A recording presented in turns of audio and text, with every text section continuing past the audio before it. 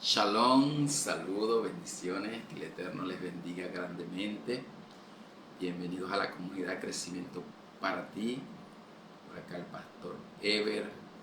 Un gozo saludarles, bendecirles, querer compartir con ustedes este tiempo de meditación de la Escritura. Shabbat Shalom, bendiciones para todos. Paz y reposo, paz. Que tengamos en este tiempo paz y reposo. Shabbat Shalom.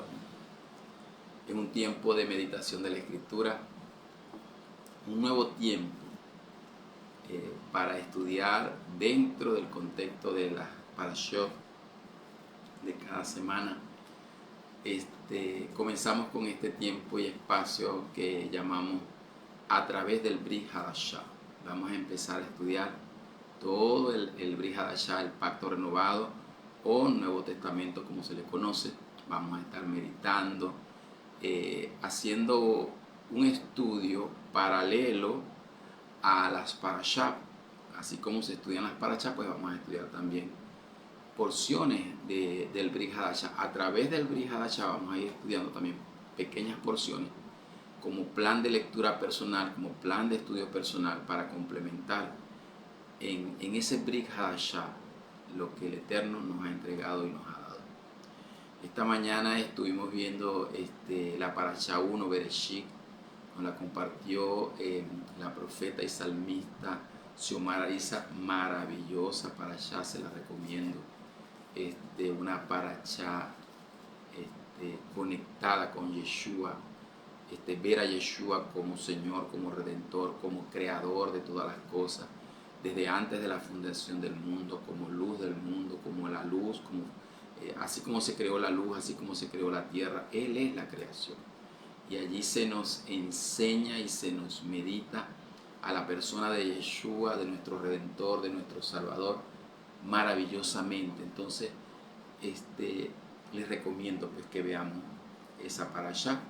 Y entonces en este tiempo, a esta hora, la vamos a tratar a las 2 de la tarde, este espacio de a través del Brit Hadashah. Vamos a meditar en esta tarde de Mateo. Vamos a comenzar con Mateo y en Mateo del 1 al 7. Comenzamos con esa porción y así iremos cada semana estudiando desde Mateo hasta Apocalipsis. Así como estudiamos las 54 semanas de la Parashá, así vamos a estudiar pequeñas porciones del Brit Hadashah hasta llegar a Apocalipsis. Igual vamos a terminar la proyección semanal de las Parashot, es hasta el 3 de octubre del 2026. Así vamos a estudiar a través del Brit Hadashah hasta el 3 de octubre. Y entonces vamos a estar terminando todo el Brit Hadashah desde Mateo hasta Apocalipsis. Así como se estudia la Torah desde Génesis hasta Deuteronomio, nosotros vamos a estudiar en este espacio. Vamos a ir meditando poco a poco y haciendo conexiones con las parashá en el estudio del Brit Hadashah y buscando la persona de Yeshua, nuestro Redentor, nuestro Salvador, nuestro amado libertador. Entonces vamos a leer, vamos a hablar de la base especial de esta porción. Es Yeshua con su genealogía. Su genealogía, él tiene su genealogía, aunque ya se nos enseñó esta mañana y lo afirmamos hoy. Él no tiene padre, madre, ni principio de días, ni fin de días. Él es eterno. Pero vamos a hablar de su genealogía humana y por qué Dios lo trajo dentro de esa genealogía humana. Entonces vamos a leer. Dice acá, empezamos con Mateo 1 y vamos a tratar de hacer un pequeño resumen de estos 7 capítulos. Por supuesto no los vamos a leer todos, sino que vamos a empezar es un espacio para motivarlo a usted a hacer un plan de lectura del Brit Hadashah. Está planificado durante todo el año. Ese plan está en el canal de Telegram de Comunidad Crecimiento para ti. Voy a estar dejando el link por Facebook, por YouTube, por todos los espacios donde se coloca la enseñanza. Si usted tiene a bien tomar ese plan personal o reformarlo a su gusto, usted puede hacerlo, está en la libertad. Pero el plan va a estar allí en el canal de Telegram de Comunidad Crecimiento para Ti, y usted lo puede descargar. De hecho, ya está allí. Usted puede ir al canal y descargar el plan o reformarlo, cambiarlo a su estilo personal. Usted lo puede hacer. Pero ese es el que vamos a estar implementando durante cada Shabbat a las 2 de la tarde. Vamos a estar meditando a través del Brit Habashah. ¿Cómo se llama? Vamos a ponerle un nombre al programa. A través del Brit Habashah. Vamos a ir desde Mateo hasta Apocalipsis. Comenzamos entonces. Libro de la genealogía, Mateo 1. Libro de la genealogía de Jesucristo, hijo de David, hijo de Abraham. Abraham engendró a Isaac, Isaac a Jacob, y Jacob a Judá y a sus hermanos. Judá engendró a Tamar, de Tamar a Fares y a Sara. Fares a Esrón, y Esrón a Arán. Arán engendró a Aminadab, Aminadab a Nazón, y Nazón a Salmón.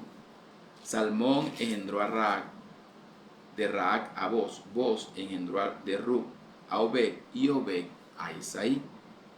Isaí engendró al rey David, y el rey David engendró a Salomón, de la que fue mujer de Urías. Salomón engendró a Roboán, Roboán a Abías, Abías a Asa. Asa engendró a Josafat, Josafat a Jorán, y Jorán a Usías. Usías engendró a Jotán, Jotán a Acaz, y Acaz a Ezequías. Ezequías engendró a Manasés, Manasés a Amón, y Amón a Josías. Josías engendró a Joconías y a sus hermanos en el tiempo de la deportación de Babilonia, porque eso es una estación, ya lo vamos a ver, la Babilonia. Después de la deportación de Babilonia, Jeconías engendró a Salatiel, y Salatiel a Zorobabel. Zorobabel engendró al Abiud, y Abiud a Eliaquín, y Eliaquín a Azor. Azor engendró a Sadoc, Sadoc a Aquín, y Aquín a Eliud. Eliud engendró a Eleazar, Eleazar a Matán, Matán a Jacob, y Jacob engendró a José, marido de María o de Miriam, de la cual nació Yeshua, llamado el Cristo. De manera que todas las generaciones, desde Abraham hasta David, son 14. Desde David hasta la deportación de Babilonia, 14. Y desde la deportación de Babilonia hasta Cristo, 14. Mire, si nosotros empezamos solamente con este primer capítulo hasta el versículo 17, esa base nos da todo el inicio de muchas cosas que el Señor quiere hacer en nuestras vidas. Mire, esa genealogía de Abraham, dice, de Abraham a David, 14 generaciones, de David a la deportación de Babilonia, 14 generaciones, y de la deportación de Babilonia hasta Cristo, 14 generaciones. Quiere decir que para el Señor traer a Yeshua, humanamente hablando, en esas generaciones, porque Él es desde antes de la fundación del mundo. En Hebreos, Él no tiene, cuando aparece Melquisedec, dice que Él no tiene principio de días, sin padre, sin madre, sin genealogía, sin principio de días, ni fin de vida. Él es eterno. Él, como Juan, cumple, como cuando Juan lo bautiza, se cumple toda justicia. Él entra legalmente a la tierra para hacer la encomienda de salvación que Él tiene que hacer con el pueblo y trazar la escritura, cumplir la escritura, darle la correcta interpretación. Todo el principio legal para poder entrar. Entonces entró a través de 42 generaciones. Entonces, hay un espacio, ¿verdad? Que Él, ¿qué va a hacer? Permítanme un momento. Hay 3 estaciones, ¿verdad? De Abraham a David hay una estación que son 14 generaciones. O sea, en total son 42 generaciones. Entonces, todo ese proceso el Señor lo hace en 42 generaciones. De David hasta la deportación de Babilonia, otra estación, son 14 generaciones. Y de la deportación de Babilonia a Cristo, 14. Repetimos, de Abraham a David, 14. De David a la deportación de Babilonia, 14. Y de la deportación de Babilonia hasta Cristo, cuando Él se manifiesta, entonces son 14 generaciones. Quiere decir que son 42 generaciones, son 3 estaciones. La genealogía humana de Yeshua es para cumplir toda esa justicia, para poderlo introducir a Él legalmente, porque Él es eterno. Él no nació allí, él nació físicamente, pero Él es eterno. Cumple los parámetros legales, porque Él no tiene ni padre, ni madre, ni genealogía, y eso está en Hebreos 7, como ya lo sabemos, y lo explicaba también esta mañana la profeta Xiomara Ariza en la parasha. Entonces, después que se da toda esa genealogía, ¿verdad? Se dice, ¿por qué es importante? Porque mire, trazar estaciones de la genealogía de Yeshua en David, o sea, de Abraham a David hay una estación. O sea, ¿qué significa David para traer a Yeshua? El reinado, la tribu de Judá. O sea, no está allí por estar. Luego que se estaciona David, viene la otra estación, que es la deportación de Babilonia. Implica el pueblo pecó, no dejó descansar la tierra. Cuando regresa viene mezclado. Luego desde allí de la deportación de Babilonia, pasan 14 generaciones y Yeshua nace. Y Yeshua viene a recomponer aquello. Viene a recomponer aquello viene a dar la correcta interpretación, porque Babilonia le hizo cambiar muchas cosas dentro de la Torah y dentro de la Escritura, nombres, o sea, cosas erradas, equivocadas. Entonces Yeshua vino a trabajar, a recomponer aquello. Entonces vemos 3 estaciones y empieza a explicar el proceso de las palabras proféticas que se estaban cumpliendo con la venida de Yeshua, y el trabajo de años y de generaciones donde el Señor iba trayendo de generación en generación, iba desarrollando la simiente en Abraham, la bendición. En ti serán benditas, en tu simiente serán benditas todas las familias de la tierra. Entonces, de generación, y estaba proyectando a Yeshua cuando le dio esa palabra. Entonces, fíjese que todo ese proceso tardó 42 generaciones y 3 estaciones específicas. Yo tengo que entender cómo es David, yo tengo que entender la deportación a Babilonia y el regreso y la venida del Mesías en un momento determinado. Eso es de buscar los elementos en cada uno para nosotros entender muchas cosas. De Abraham a David, de David a la deportación de Babilonia, de la deportación de Babilonia a Yeshua. Muy bien. Ahora, luego sigue que el nacimiento de Yeshua, dice, estando desposada María su madre con José, antes de que se juntase, se halló que había concebido del Ruach HaKodesh. José su marido, como era justo, para hacer el cuento largo, corto, como dicen, ya todos lo sabemos, no quiere difamarla, quiere dejarla en secreto. El ángel le revela lo que hay, él acepta que es así, el Señor se lo hace saber, y dice, y todo esto aconteció, en el versículo 22, acontece para que se cumpla una profecía que está en Isaías 7:14. Entonces dice, ¿cuál era la profecía? Que para nosotros, miren, para nosotros es algo natural. Sí, he aquí una virgen concebirá y dará a luz un hijo y llamará su nombre Emmanuel. Esa palabra profética se estaba cumpliendo. Se tardó 42 generaciones meditando el Señor, llevando su palabra profética y su derecho legal de generación en generación, el establecer el reino de David. Luego la deportación a Babilonia, que no debió ser David deportación, debió decir David Yeshua, medito yo humanamente hablando, es mi percepción mía personal, debió ser David, Yeshua.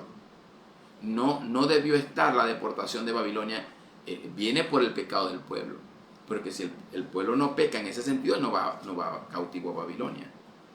Debió ser, es como se nos ha explicado, debió ser el Señor el reinado de David.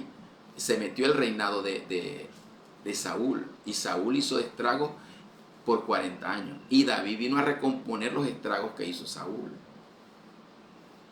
No debió ser, la transición no debió ser Saúl-David. David debió ser el primer rey, un hombre conforme al corazón del Señor. Pero como el pueblo pidió su rey, entonces el Señor les dio un rey conforme al corazón humano, no conforme al corazón de él. Y el Señor trajo su rey conforme a su corazón en el momento que Él lo determinó. ¿Me explico? Pudiéramos verlo así, debió ser Abraham, David, Yeshua. Pero mire, la deportación a Babilonia retrasó 14 generaciones la venida de Yeshua. En el sentido de pecado, en el sentido de error humano, en el sentido del Señor recomponer lo que nosotros hacemos. A veces las cosas no nos llegan en un momento determinado, es porque nosotros, como decimos aquí en Venezuela coloquialmente, metimos las patas. Como cometimos errores, lo que el Señor nos podía dar en un año, en 6 meses, estaba determinado para ese tiempo, pero fuimos llevados a Babilonia. Entonces se tarda más de la cuenta. Y no es que el Señor no tenga todo fríamente calculado, como dicen por ahí, sino que hay errores.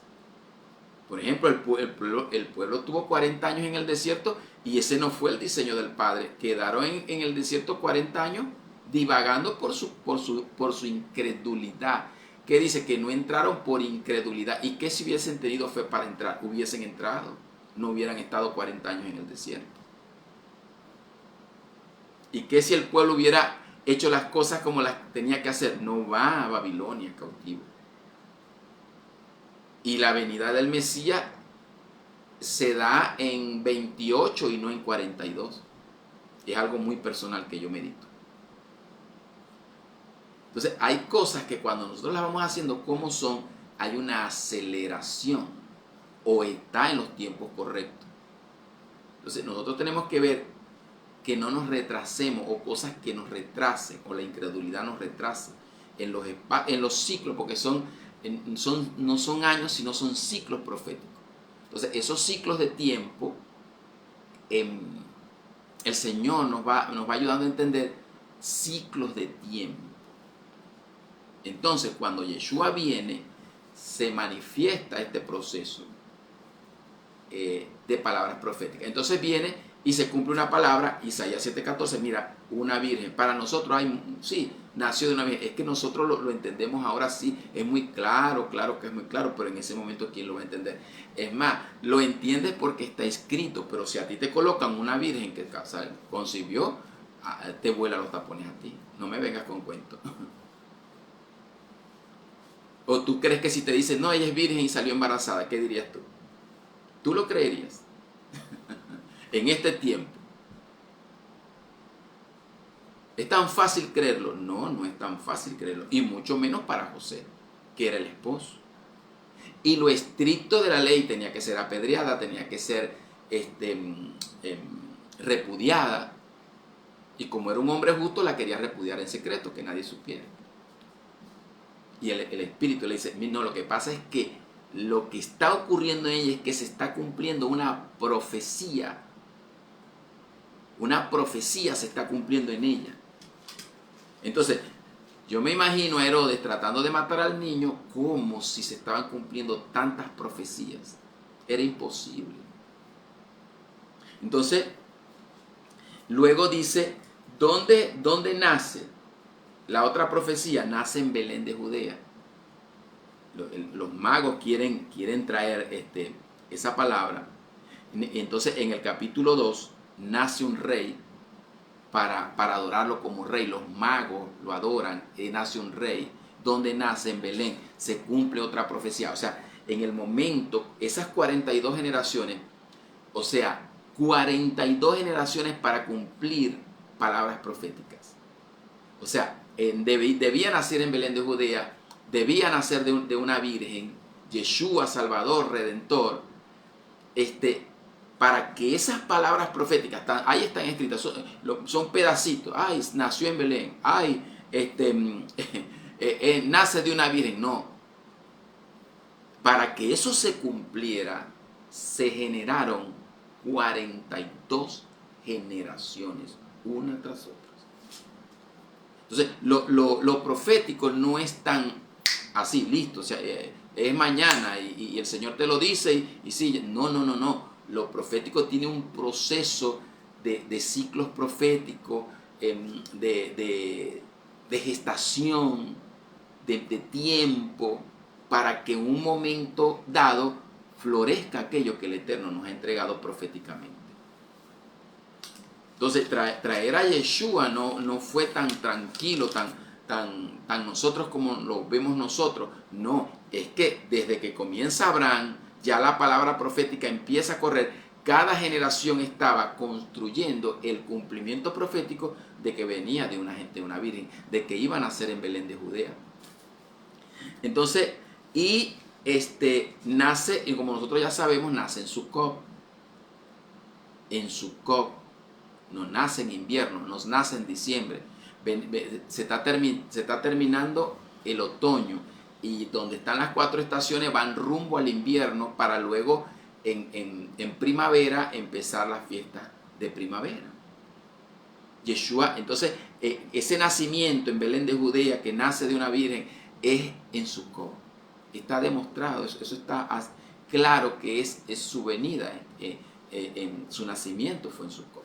Igual que su shofar va a sonar, Yom Teruah va a venir en un tiempo de Yom Teruah, y cuando habla de su anuncio profético, pero su nacimiento en Sucot. Venimos de esas fiestas, terminando la fiesta de otoño, Shemini Atzeret, maravilloso. Yeshua nace en un tiempo de Sucot. Entonces, también se cumple la palabra profética cuando Herodes quiere matarlo. El Señor le revela que quiere matarlo. ¿Por qué? Porque ellos, los sabios, aquí dicen magos, pero los sabios quieren adorarlo, le traen los presentes, le traen oro, incienso y mirra, lo adoran como rey porque ellos saben que no ha nacido alguien normal, que ha nacido un rey y lo vienen a adorar como rey.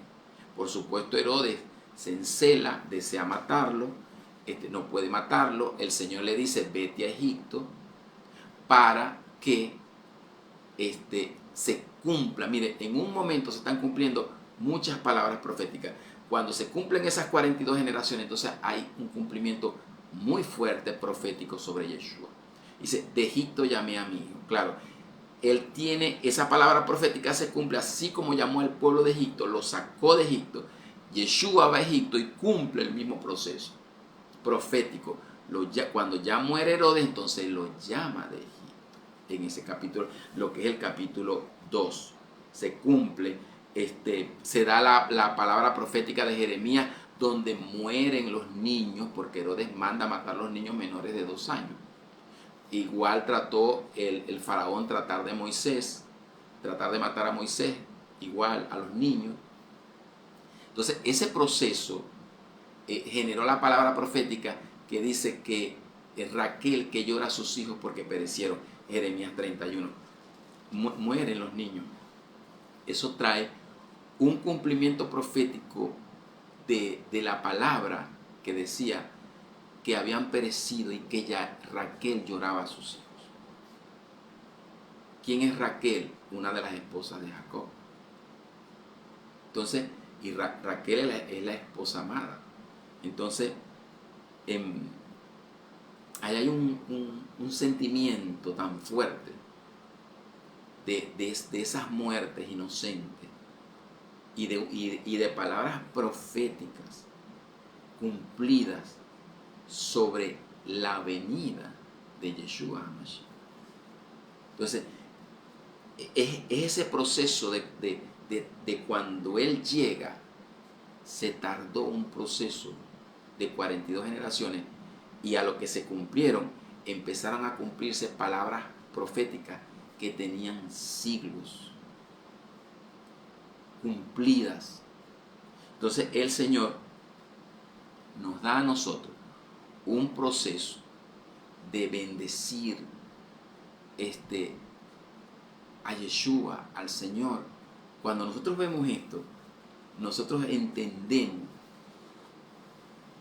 el valor de Juan 3:16, cuando dice que de tal manera nos amó que ha dado a su Hijo único, a su unigénito Hijo, para que todo aquel que en Él cree no se pierda, mas tenga vida eterna. Ahora, ese dar tuvo un proceso profético de gestación, de muchas generaciones, de cumplimientos de palabra profética, de dolor de gente, de dolor de Raquel, de muerte de niños, de cumplimientos proféticos, de profetas muertos en el proceso, porque los mataban por dar la palabra profética, por anunciar a Yeshua, por anunciar Mesías, por anunciar Salvador. Dice que los profetas dan testimonio, las parashá, la Torá, dice, son los que dan testimonio de mí. ¿Quiénes dan testimonio de Yeshua? Es mucho esfuerzo, es mucho dolor, es mucha palabra profética, como para que nosotros no le demos el valor a Yeshua y todo lo que implica su palabra y su presencia. La salvación, la redención, como nos decían esta mañana, Él está en la creación, Él es el creador, Él es la creación, Él es el que estuvo en la creación, Él es antes de la fundación del mundo, Él es todo. Dice que la creación, dice, en Él existe, todo lo que Él existe en Él y por Él subsiste. Es Él. Es Él en todo y por todo.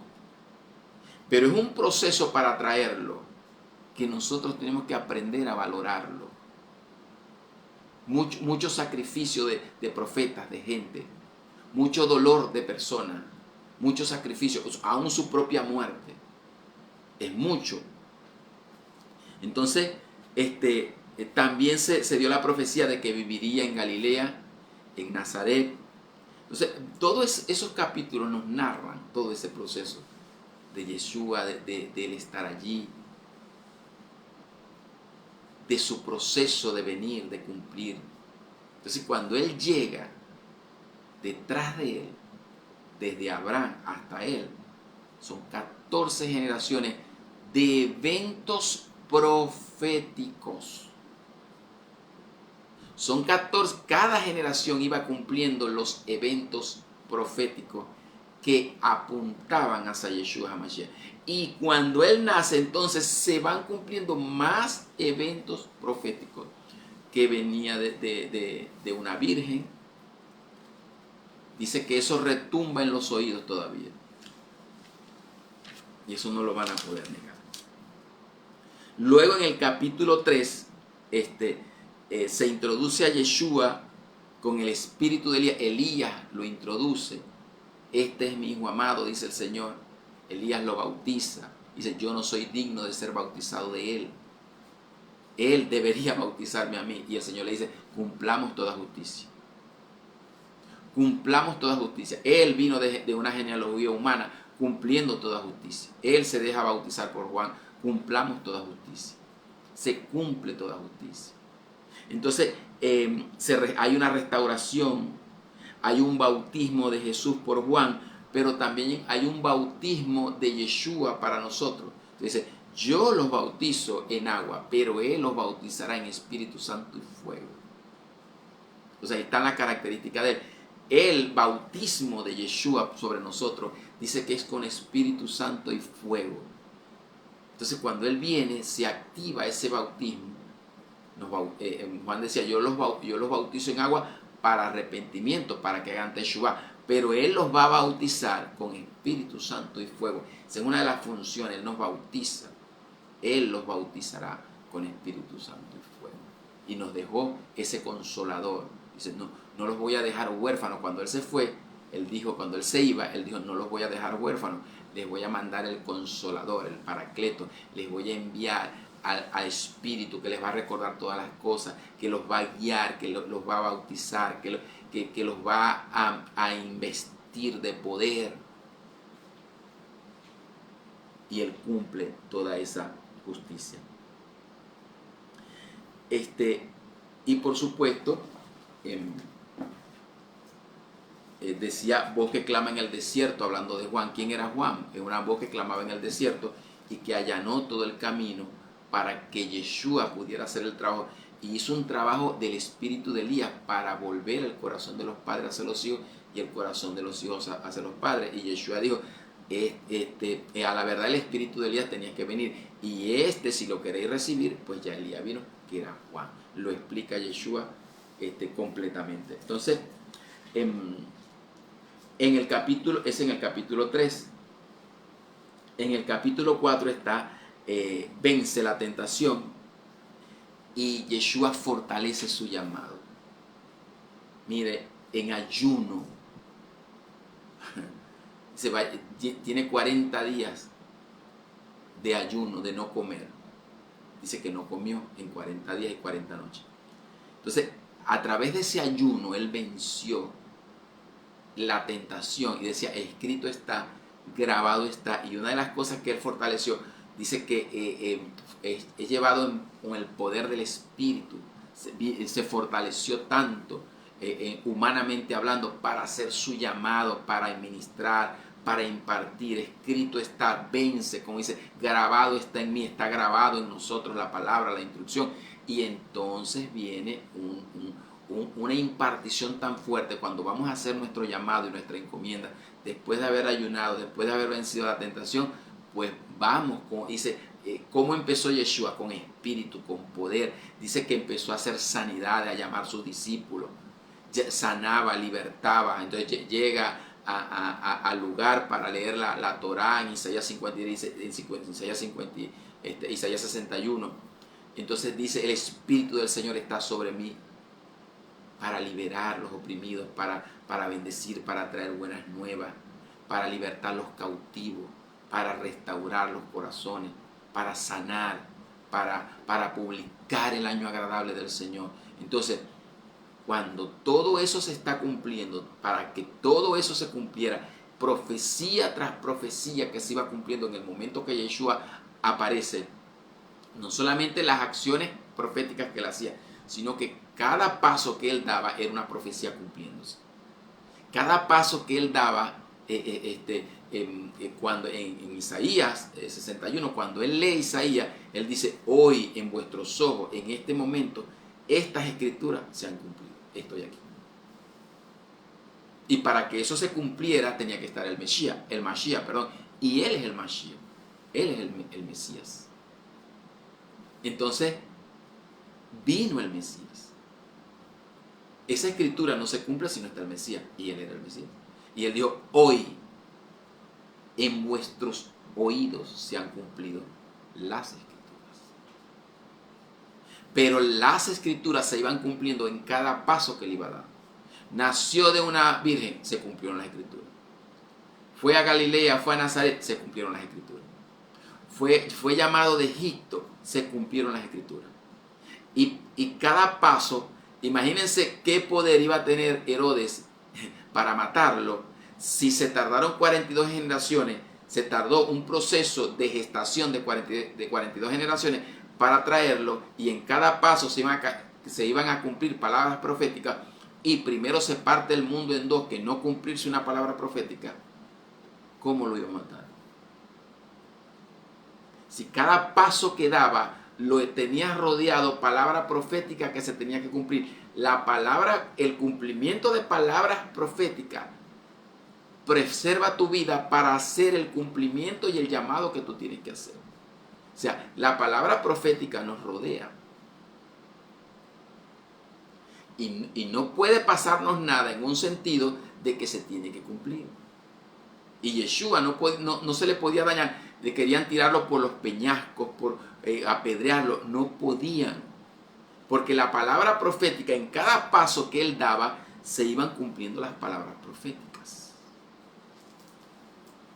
Y es imposible no cumplirlas cuando hay un proceso de cumplimientos de eventos proféticos en 42 generaciones.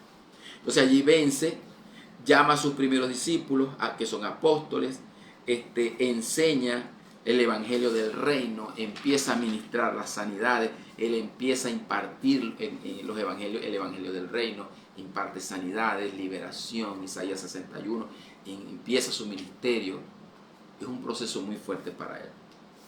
Están las bienaventuranzas, que son la revelación del perfil de sus seguidores.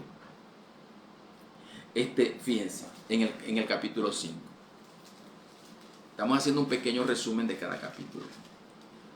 Por ejemplo, vamos a leer un poquito de ese capítulo 5. Ya estuvimos hablando del capítulo 4, cómo llama a sus seguidores, cómo llama, hace enseñanza, enseña, va por las sinagogas, por las aldeas, en los Shabbat. Dice que en la sinagoga, en los Shabbat, enseñaba sobre el evangelio del reino, empieza a sanar, empieza a bendecir, vence la tentación, ayuna, todo ese proceso. Luego en el capítulo 5, él comienza lo que es el capítulo 5, 6, 7, cambia, da lo que él dice, que él no viene a abrogar la ley. Yo no sé por qué insisten en que la ley ya no, la ley como instrucción. Está abrogado algunos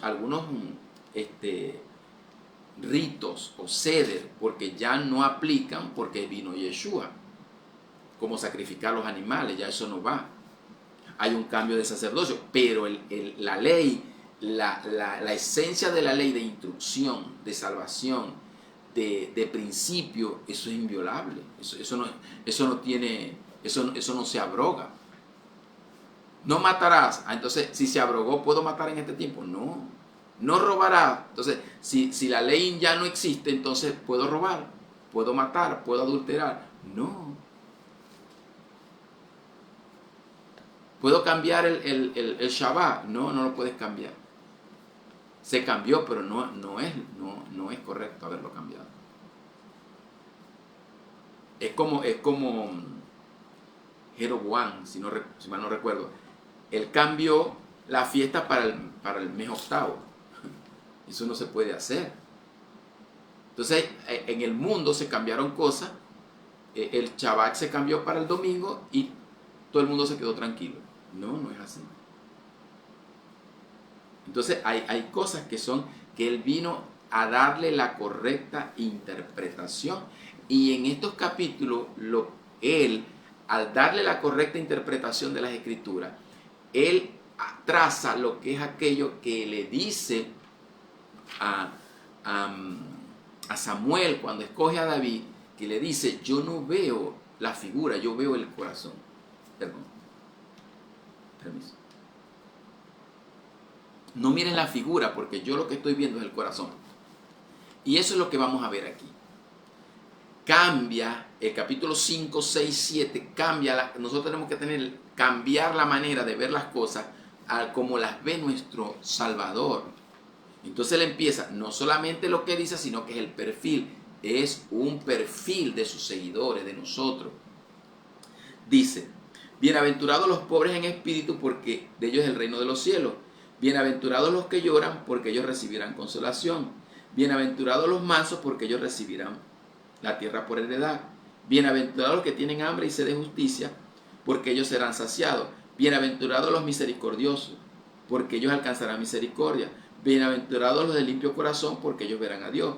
Bienaventurados los pacificadores, porque ellos serán llamados hijos de Dios.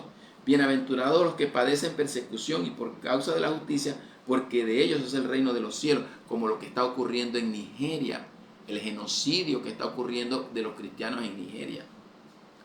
Muerte, persecución. Y hay un silencio mundial, nadie dice nada de eso, pero eso está ocurriendo, ahí está en las noticias. Mire lo que está ocurriendo en Nigeria. Bienaventurados sois cuando por mi causa os vituperen y os persigan y digan toda clase de mal contra vosotros mintiendo. Gozaos y alegraos, porque vuestro galardón es grande en los cielos, porque así persiguieron a los profetas que fueron antes de vosotros. Ahora, aquí hay un perfil. Vamos a ver. Pobre en espíritu, que tiene que ver con la humildad, no es baja autoestima, es no soberbia. Isaías 2, váyase a Isaías 2 y usted verá lo que es un pobre en espíritu. Un pobre en espíritu es el que no tiene soberbia, altanería, grosería. Un soberbio se enfrenta a Dios, reta a Dios. Un pobre en espíritu se humilla delante de Dios. Un soberbio tiene un problema grave sobre la autoridad. Un pobre en espíritu recibe la autoridad del Señor, se humilla delante del Señor. Los que lloran, los mansos, tú eres manso. Tenemos hambre y sed de justicia, somos misericordiosos, limpios de corazón. Todo eso. Entonces, cuando Él da la correcta interpretación de la Escritura, Él dice que nosotros pasamos a ser sal de la tierra. Sal de la tierra. Nosotros somos la sal de la tierra, la luz del mundo. Todo eso en el Señor. Entonces, vamos nosotros bendiciendo la palabra. Entonces, estos capítulos son maravillosos. Entonces, yo los invito a seguir estudiando capítulo 6, capítulo 7 de Mateo. Esto como principio, pues comenzamos. Los invito a seguir estudiando, los invito a seguir meditando la Escritura. El Señor nos da un cambio de corazón para que nosotros seamos sal de la tierra y luz del mundo. Que el Señor los bendiga y les guarde grandemente. Amén, amén y amén.